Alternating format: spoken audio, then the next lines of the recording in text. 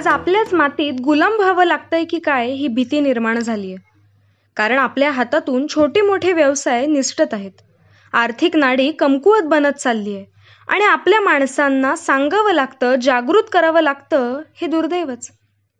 परप्रांतीयांची स्थिती बघा. त्यांना सांगावं लागत नाही. काहीही खरेदी विक्री करायची झाल्यास ते आपल्या माणसांकडूनच घेतात आणि त्यांच्याच माणसाला मोठं करतात. बाजूबाजूला त्यांची दुकानं असली तरी चालतात. पण आपल्या मराठी किंवा कोकणी व्यावसायिकांचं तसं होत नाही. मुंबईत मराठी व्यावसायिक अगदी हाताच्या बोटावर मोजण्या इतकेच राहिलेत. हे असं का होतं? नेमकं आपलं चुकतंय कुठे?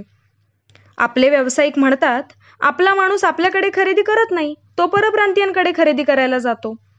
आणि आपली माणसे म्हणजेच ग्राहक म्हणतात की आपले व्यावसायिक 10 रुपयाची गोष्ट 100 रुपयाला देतात. पाहिजे तर घे, नाहीतर दुसऱ्याकडून घे. बोलण्यात गोडवा नाही, विश्वास ठेवत नाही. त्यामुळे आपल्या व्यावसायिकांकडे आपली माणसं जाणं टाळतात.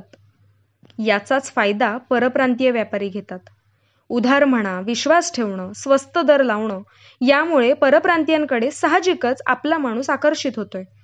त्यामुळे परप्रांतीय व्यावसायिकांची आर्थिक नाडी मजबूत होत चालली आहे.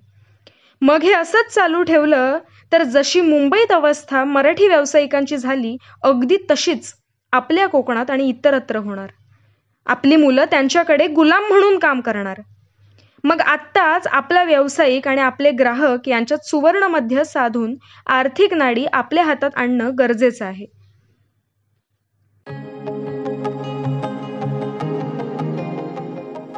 आपल्या उद्योजकांनी जास्त नफा कमावण्याकडे भर न देता आपल्या माणसांचा आपल्यावर विश्वास कसा बसेल याकडे जास्त लक्ष दिलं पाहिजे.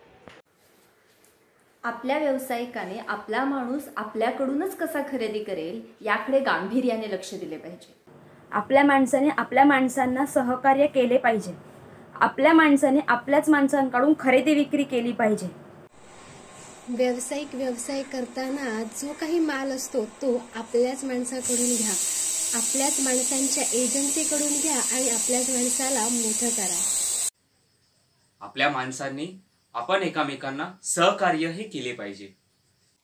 व्यावसायिकाने डोक्यावर बर्फ आणि जिभेवर साखर ठेवून व्यवहार करणे गरजेचे आहे.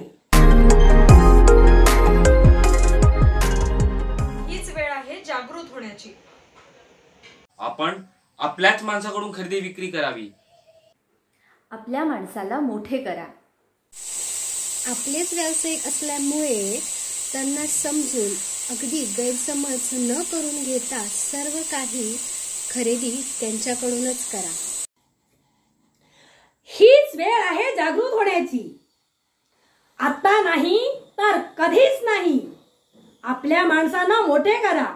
आपल्या माणसांनी आपल्या माणसांना सहकार्य करावे. आपल्या माणसांनी आपल्याच माणसाकडून खरेदी विक्री करणे. हीच वेळ आहे जागृत होण्याची. आता नाही तर कधीच नाही. हे झालंच पाहिजे. हे झालेच पाहिजे.